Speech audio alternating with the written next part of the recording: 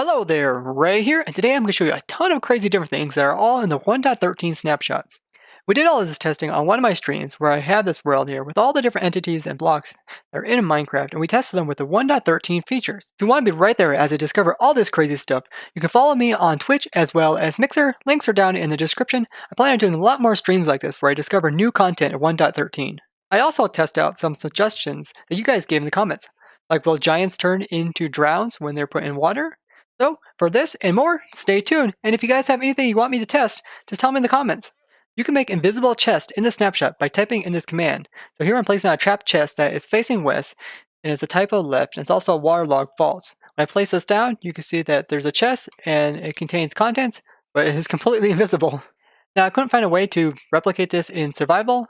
I can only use a command. So I think it's kind of cool if they did have something similar to this, maybe an actual feature that they can have for the map makers. They now change it so that two slabs on top of each other will no longer cause suffocation to a mob when it's inside their head.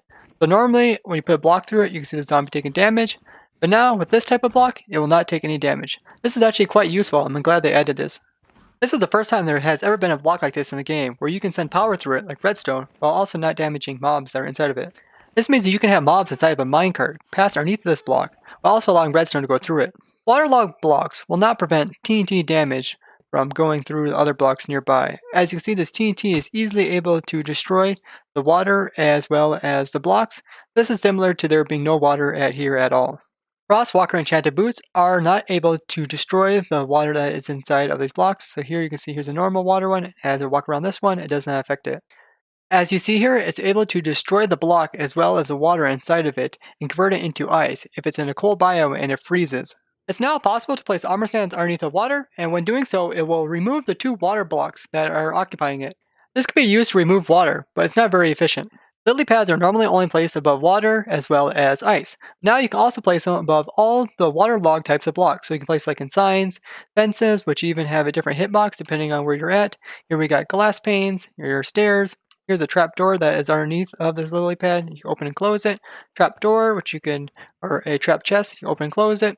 Here we have a stair, which makes it look quite strange. Here I used a debug stick to make a solid block with a lily pad on top, and this is a waterlogged block. Coral fans can be placed in any block that has a water source. It also has a block beside it that has a full collision box on one side. So this would be like your soul sand, redstone block, like your backward stairs, and even your TNT. Similar stuff that you can place like torches onto. You can see you can also place coral fans up against. The stuff like glass or like beacons, you cannot place them up against. You can't place them like on stairs, but you can change this by using your debug stick, making it a full block, then come along and you can place a fan up against it. Then you can convert it back into a stair, and now it won't break off even if you update the blocks beside it. You can create these floating water blocks just by placing down water source and placing down some coral, removing all the blocks around it, and that's pretty much all there is to it, even the block underneath it. And this way you have a water source and you can use this as like a type of water elevator where you can walk right through it. And lily pads can also be placed on top of these. Water columns come in two variations. We got the whirlpool ones, which are pulling the mobs down, and the vent ones. Now these are called in the game a little bit differently. So they're both called water columns, but the drag is differently. So this tag in the back here is drag.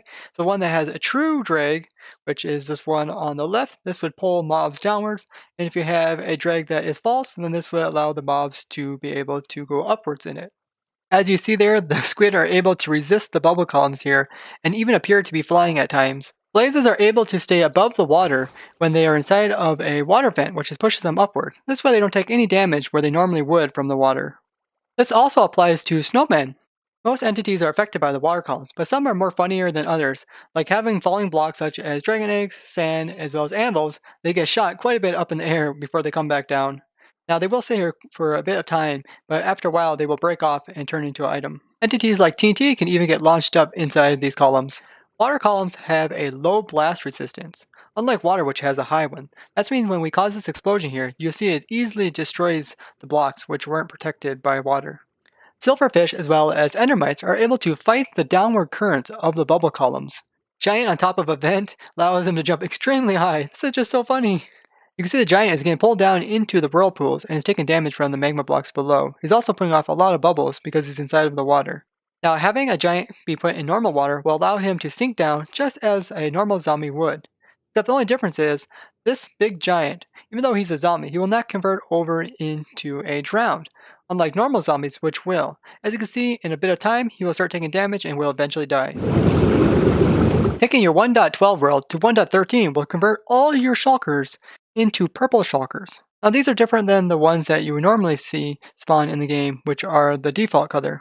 There's currently a bug in the snapshot where you cannot place down your offhand block if the main hand block cannot be placed down. 1.12, if I right click right now, it places down the pressure plate, which is in my offhand, but in this snapshot, there is something wrong and will allow me to place it down. I put links to this bug, as well as other bugs I showed today, down in the description if you want to go ahead and upvote them. Invisible chests, bouncing zombies, and much more. So if you found this interesting, show me a like. If you'd like to see more snapshot discoveries like this, subscribe, and if you have anything that you want to suggest, tell me in the comments. Bye-bye!